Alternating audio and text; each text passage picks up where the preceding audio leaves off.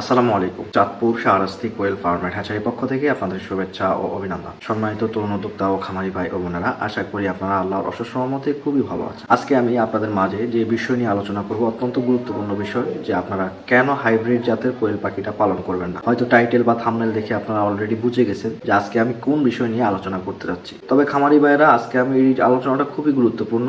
যারা কোয়েল পাখির সেক্টরে আসতে চাচ্ছেন এবং যারা পুরনো খামারি, তাদের জন্য বর্তমানে এই বিষয়টা অত্যন্ত জরুরি। যারা বর্তমান সময়ে ইউটিউবে অনেক ঘাটাঘাটি করে দেখতেছেন যে হাইব্রিড জাতের কোয়েল পাখিটা অনেক জনপ্রিয় হয়ে উঠেছে, যদিও খামারিদের মাঝে এটা জনপ্রিয় হচ্ছে না, হচ্ছে শুধুমাত্র যারা ব্যবসায়ী, হ্যাচারি, যারা বাচ্চা বিক্রি করতেছে তাদের কাছে। হয়তো আমি আজকে এই বিষয় নিয়ে একটু দীর্ঘতম আলোচনা হতে পারে। ভিডিওটা আপনারা শুরু থেকে শেষ পর্যন্ত শুনলে আপনার এই জাত সম্পর্কে, এই জাতকে আদৌ আপনার জন্য পালা নিরাপদ হবে কিনা বা সাফল্য বয়ে আনবে কিনা, এই বিষয় নিয়ে একটু আলোচনা করবো। তো যারা এখনো চ্যানেলটি সাবস্ক্রাইব করেননি, অবশ্যই চ্যানেলটি সাবস্ক্রাইব করে রাখেন। তো মূল আলোচনা চলে যাচ্ছি। প্রথম হচ্ছে হাইব্রিড জাতের কোয়েল পাখিটা আমরা কেন পালন করব না। বর্তমানে বাংলাদেশে হাইব্রিড জাতের কোয়েল পাখিটা অ্যাভেলেবেল না। আরেকটি বিষয় হচ্ছে, হাইব্রিড জাতের কোয়েল পাখিটা বাংলাদেশ এই প্রেক্ষাপটে কোয়েল পাখির মাংস কেজি হিসাবে বিক্রি করা যায় না। মূল সমস্যা হচ্ছে এই জায়গায়।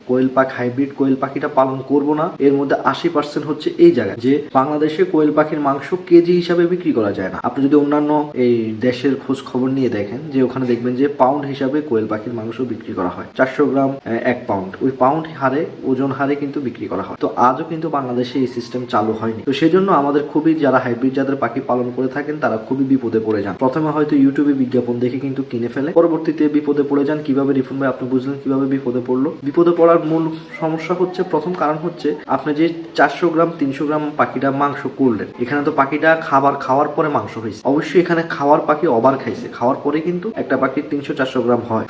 এমনি খাওয়া ছাড়া তো আর হয়ে যাচ্ছে না। তো এখানে আমার ইনভেস্টমেন্ট বেশি, যেহেতু আমার এখানে ইনভেস্টমেন্ট বেশি, ব্যয় বেশি, আমাকে অবশ্যই এটা বিক্রিও করতে হবে উচ্চ দামে, এবং মানসম্মত যদি দাম না পাওয়া যায় সেখান থেকে আমাকে কিন্তু লস গুনতে হবে। তো বিক্রির সময় দেখা যায় যে কোয়েল পাখিটা পিস হিসাবে বিক্রি করা হয়, যে একটা কোয়েল পাখির পিস যত টাকা, একটা জাপানি জাতের কোয়েল পাখির দাম যত টাকা, একটা হাইব্রিড জাতের কোয়েল পাখির দামও কিন্তু তত টাকাই। তো সেখানে কিন্তু আমাকে অবশ্যই একেবারে লস গুনতে হচ্ছে। তো এটা কিন্তু ইউটিউবাররা বলে না, যে কোয়েল পাখিটা কেজি হিসেবে যে বিক্রি করা যায় না, ওই বিষয়টা আপনাদের মাঝে শেয়ার করে না। তো দেখা যায় যে এখানে একটা বিরাট লসের সম্মুখীন হতে হয়। অন্যদিকে জাপানি জাতের কোয়েল পাখিটা দেখেন, ওটা 110-15-20 গ্রামে কিন্তু মাংসের জন্য উপযুক্ত হয়ে যায়। তো ওই পাখিটার দাম যত টাকা, একটা হাইব্রিড জাতের 300 গ্রাম 400 গ্রাম কোয়েল পাখিটার দামও সেম। তো বর্তমান সময়ে ইউটিউবে দেখবেন যে হাইব্রিড জাতের পাখিটা অহরহ। তো বর্তমান সময়ে কিন্তু জাপানি জাতের পাখিটাও কিন্তু এই জন্য সংকটে চলে যাচ্ছে, যে অরিজিনাল যে ডিমের জন্য জাপানি জাতের পাখিটা, ওটা কিন্তু এখন মার্কেট থেকে ধীরে ধীরে কমতে শুরু করছে। যারা পুরনো হ্যাচারি, ভালো মানের হ্যাচারি চালাচ্ছে, তাদের কাছে আপনি জাপানি জাতের পাখিটা পাবেন, কেননা হাইব্রিড জাতের পাখিটা ছড়িয়ে যাওয়ার কারণে অরিজিনাল যে ডিমের যে জাপানি জাত,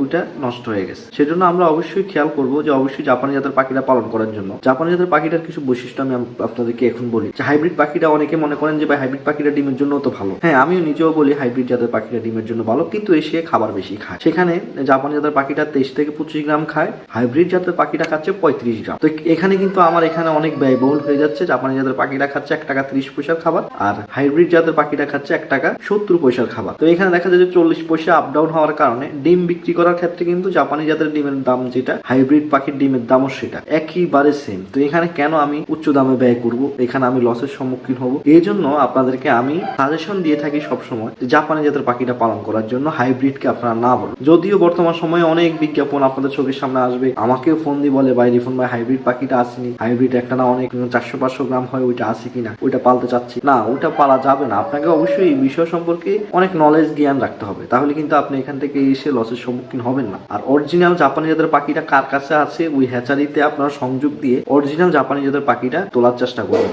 তাহলে কিন্তু আপনি বর্তমান সময়ে খামার করে ইনশাআল্লাহ সফল হতে পারবেন। জাপানি জাতের পাখিটার ডিমের প্রোডাকশন কিন্তু হাই র্যাঙ্কে থাকে, যেমন প্রায় 85-90-95% ডিমের প্রোডাকশন থাকে, কিন্তু হাইব্রিড জাতের পাখিটা 70 গ্রাম 75 গ্রাম পর্যন্ত হয়। এর উপরে এটা ওভার সহজে উঠে না।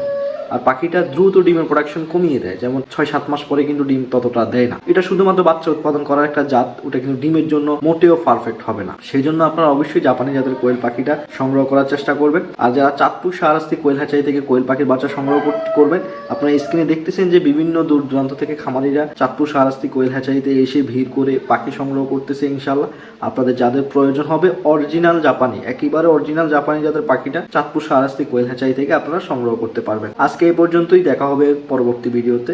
আসসালামু আলাইকুম।